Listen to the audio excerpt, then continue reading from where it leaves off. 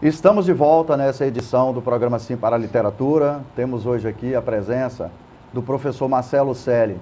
Ele é coordenador do curso de Pedagogia da FACEL, a Faculdade Municipal de Linhares, membro da Academia Mateense de Letras de São Mateus e membro da Academia Aracruzense de Letras de Aracruz, as duas aqui na região norte do Espírito Santo.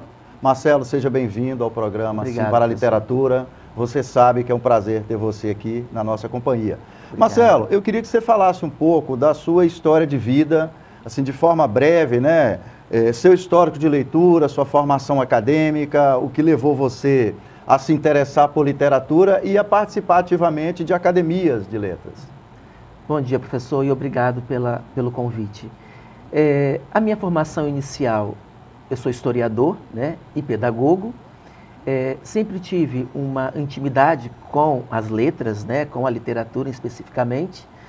E nesse decurso, né, da minha formação profissional, eu busquei sempre algumas leituras, né, especificamente na área da minha formação. E depois se estendeu isso às minhas titulações, né, no mestrado e também agora no doutorado, né, da qual eu também busco pesquisar termos também da literatura afro-brasileira, né, especificamente literatura do Espírito Santo. E a minha entrada nas academias, ela se deu basicamente porque, dada essa intimidade minha com o campo literário, fui membro fundador da Academia Aracruzense de Letras, né, de Aracruz, com mais 25 membros fundadores, né, da qual lá nós desempenhamos algumas atividades, né, de cunho pedagógico e também literário, né, com sede em Aracruz.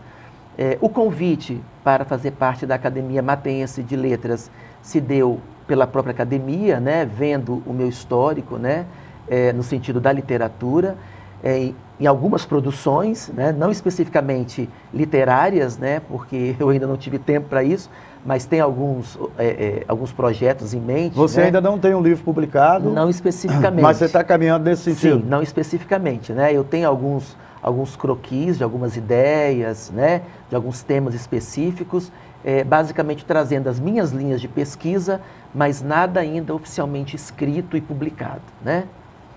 Na literatura, Marcelo, qual é a sua preferência? Poemas, crônicas, poesia, romance? Pois é, eu gosto de vários estilos literários, né? Mas eu gosto das crônicas. Crônicas. Né? Crônicas e poesias. O né? seu exercício diário de escrita tem sido na área de crônicas? Sim. A sua produção literária até agora? Sim, né? Com alguns autores que eu leio, né? Basicamente Ana Maria Machado, Adélia Prado, né? Da parte da poesia especificamente. Isso me inspira para a literatura, para a escrita da minha dissertação e agora da minha tese. Né? Então, eu sempre digo que a poesia e as crônicas são elementos inspiradores para eu buscar, né, inspiração para escrever, porque o ato da escrita é um ato de inspiração, né? De conhecimento também, especificamente, mas também você precisa estar voltado para aquele ambiente, para aquele universo, porque as ideias vêm, né? E isso me inspira, de uma certa forma, buscando esses autores, buscando, né, elementos da literatura especificamente que possam efetivamente me auxiliar na minha produção enquanto pesquisador neste momento. Marcelo, você atua como professor e como coordenador de curso. Sim. Né? Para reforçar, Marcelo é coordenador do curso de Pedagogia da FACEL, que é a Faculdade Municipal aqui de Linhares. Quais as dificuldades que você encontrou ao longo da sua história e que tem encontrado para estimular os alunos a ler mais? Pois é, professor, isso é um grande desafio, né? Enquanto professor, enquanto educador e enquanto coordenador de um curso que forma professores, né? A gente tem uma dificuldade muito grande no aspecto de permitir com que o aluno seja um leitor, amante da leitura, da escrita, da literatura especificamente. E isso se dá por várias razões, né? Primeira, porque as escolas, infelizmente, ainda não se despertou para o universo da leitura, né? Nós não formamos alunos para serem bons leitores e bons escritores, né? E quando eles chegam à universidade, a gente percebe efetivamente essa fragilidade, né? E Você fala, falta essa de deficiência interesse, ela já acontece nos níveis mais básicos. certamente, É isso. né? Certamente. Então, se a gente buscar efetivamente na educação infantil, na educação fundamental e no próprio ensino médio, despertar nos alunos esse interesse pela leitura, pela produção escrita, a gente vai certamente ter alunos na universidade com uma escrita melhor, né, com um desempenho melhor naquilo que diz respeito à leitura e à escrita, né? E nós, enquanto colegiado, nós temos essa preocupação com o corpo docente, né, de buscar, através de oficinas, de debates, de seminário, despertar esse interesse do nosso aluno. Aproximar o aluno do livro. Sim, sim. Né? E esse é o nosso interesse, né? O ano passado mesmo, no Dia Nacional do Livro, nós montamos um stander na Avenida, aqui em Linhares, né? Distribuímos mais de 250 exemplares, doados pelos próprios alunos da instituição, né? E isso foi um projeto interessante porque despertou neles o interesse pela leitura, né? O cuidado com o livro especificamente. Então a gente tem esse cuidado, enquanto colegiado, enquanto coordenador, de permitir com que o nosso aluno, na sua formação, tenha esse cuidado e essa preocupação e esse interesse pela leitura, pela escrita. Por quê? Porque amanhã ele vai estar em sala de aula, né? E estando em sala de aula, certamente ele vai estar conduzindo também futuros leitores, crianças, adolescentes e jovens. O aluno leitor, ele será um professor leitor com habilidade suficiente para estimular o aluno a ler. Isso aí, é isso. Né? Isso aí, essa é a nossa preocupação. Marcelo, para finalizar, vou fazer duas colocações. Tem uma pesquisa que foi publicada recentemente pelo Instituto ProLivro, que faz uma pesquisa chamada Retrato da Leitura no Brasil. E existe um conceito que é o analfabeto funcional. Sim. É aquela pessoa que é alfabetizada, mas que ela, quando lê um livro, ela tem dificuldade de entender, de interpretar o que está escrito ali. Essa pesquisa mostra que 38% de todas as pessoas que estão estudando o ensino superior no Brasil, ou que já têm o ensino superior completo, o nível universitário, ainda continuam sendo analfabetos funcionais. Você percebe isso na prática? Sim. Né? Sim. Você percebe isso na faculdade? Percebo. Por quê?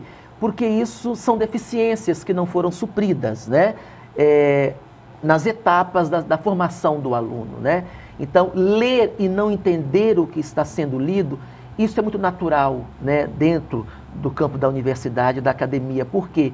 Porque o nosso aluno vem com essa deficiência, né, de interpretação, de leitura. Então, isso tem que ser trabalhado sistematicamente para quê? Porque a leitura exige técnica também. Isso, né? isso. A leitura ela não é um ato mecânico, simplesmente, né? Exige técnica. E essa técnica requer algumas habilidades que, infelizmente, foram não supridas, né, nas fases em etapas anteriores do nosso aluno. Então, o aluno chega à faculdade com uma certa deficiência de interpretação, de leitura e de escrita, porque são algo concomitantes, né? Okay. Mas nada que não se possa ser superado e trabalhado de forma que ele a qualquer momento a pessoa pode retomar o hábito da leitura. Certamente. Marcelo, de forma breve, para a gente finalizar, e já agradecendo você, por você ter vindo aqui à TV Sim, conversar com a gente, né, no nosso programa, que contribuição que o seu hábito de leitura deu para a sua vida, de forma geral? Pois é, o fato de eu ler, né, de eu buscar sempre ler jornais, revistas, livros, periódicos, etc., permitiu que eu fosse uma pessoa mais esclarecida politicamente, né, um cidadão que pode ajudar os outros a compreender o mundo e o universo que o cerca, porque a leitura permite essas interfaces, né? Então, o ato de ler, né, o fato de eu ser um leitor, permite que eu tenha essa independência, no sentido de me posicionar, no sentido de contribuir na formação de outras pessoas, e isso é importante porque nós estamos salvando vidas, intelectualmente falando, né? E isso é um prazer. Nós estamos encerrando mais essa edição do nosso programa Sim para a Literatura. Entre em contato com o nosso programa através do e-mail simparaliteratura@gmail.com. Se você pode acessar as edições anteriores do nosso programa acessando o canal do YouTube da TV Sim Linhares. Muito obrigado.